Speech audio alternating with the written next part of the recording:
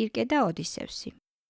როგორც ბერძნული მითები გვიყვებიან, როდესაც ითაკას მეფე ოდისევსი შინისკენ მიცურავდა, შტორმის გამო მას ყველა ხომალდი ზღვაში დაეკარგა. ერთი ღა შემორჩა და რამდენიმე თანამებრძოლთან ერთად შუა ზღვაში გზაკვალარეული დარჩა. არ იცოდნენ სად იყვნენ და საით უნდა გაეცურათ. ნიჩბების მოსმის გარდა სხვა გზა არ დარჩენოდათ. დიდი ხნის ცურვის შემდეგ ოქროსფერ ყურეს მიადგნენ. ხომალდი ნაპირს მიაყენეს, გადმოვიდნენ და ქანს გაწყვეტილებს იქვე ჩაეძინათ. მეორე დილით ოდისევსს გაეღვიძა და მეგობრებიც გააღვიძა. ადექით, უთხრა მათ. სასმელი წყალი და საკვები უნდა მოვიმარაგოთ და შემდეგ გზა უნდა განვაგრძოთ. რა აზრი აქვს? იკითხა ერთ-ერთმა თანამებრძოლმა. იქნებ კაცი ჭამიებსაც გადავეყაროთ ამ უცნაურ კუნძულზე. სხვებიც მას დაეთანხმდნენ, მაგრამ ოდისევსმა საბოლოოდ თანამებრძოლები დაითანხმა. ორ ნაწილად გაიყვნენ და კენჭიც კი ყარეს, ვინ რომელ მხარეს წასულიყო.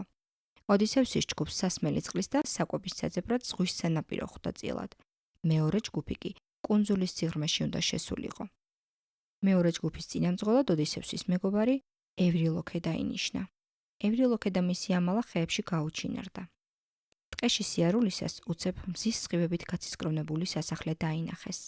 როდესაც სასახლეს მიუახლოვდნენ, შიშისგან მუხლი მოეკვეთათ. სასახლის გარშემო საზარელი მხეცები, თვალანთებული მგლები, დიდრონი ლომები და უზარმაზარი შავი დათვები დააბიჯებდნენ.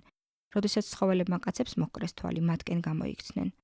გულგახეთქილმა კაცებმა მთელი ძალით მოკურცხლეს, მაგრამ მალევე მიხვდნენ, რომ ცხოველები მათ არაფერს დაუშავებდნენ.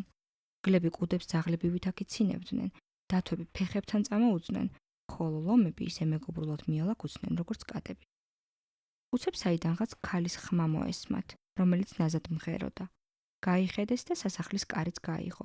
კარში ულამაზესი ქერაქალი გამოჩნდა, რომელსაც ოქროსფერი თმა და მზესავით ნათელი სახე ჰქონდა. მან ღიმილით დაუკრა თავის სტუმრებს და უთხრა: "ნუ ღელავთ, ცხოველები არაფერს დაგიშავებენ. მე კირკე მქვია, რატომ შიგნით არ შემობრძანდებით?"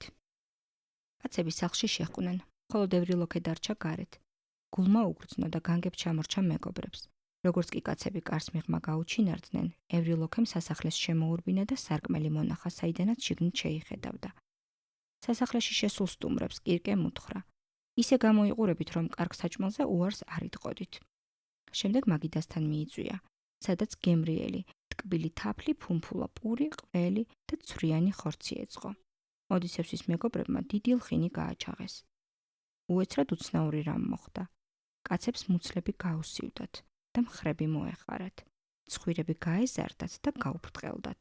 კანზე ჯაგარი გამოეზარდათ, ყურები დაუგრძელდათ და კუდუსუნზე კუდები გამოებათ. ცოტა ხანში ენაც ვეღარ დაიმორჩილეს და ღრუტუნი და წკმუტუნი ატეხეს. ისინი ღორებად იქცნენ. კირკემ უცებ იცვალა იერი. მისი თბილი მზერა გაიყინა და ულმობელი გახდა, ხელში ჯოხი აიღო და ღორებად ქცეული კაცები სასახლიდან პირდაპირ საღორაში შერეკა. ევრილოქე ყველაფერს ხედავდა, თანშიშით გული უკან გალებდა. პირზე ხელები აიფარა, რომ შემთხვევით არ დაეყვირა. როდესაც დარწმუნდა აქეთ არავინ იყურებაო, ფეხაკრეფით გაიპარა და ხომალდისკენ მოკურცხლა. ოდისევსმა გულამოვარდნილ მეგობარს ყურადღებით მოусმინა. მერე კი უთხრა: "გამიძეხი სასახლისკენო." მაგრამ ევრილოქე უარზე იყო. "იქ დაბრუნებას როგორ გავბედავ?" ამოიკვნესა ევრილოქემ. "ეგ ქალი გრძნეულია, მასთან ვერას გავხდებით, ნეტავ თავები გადავირჩინოთ."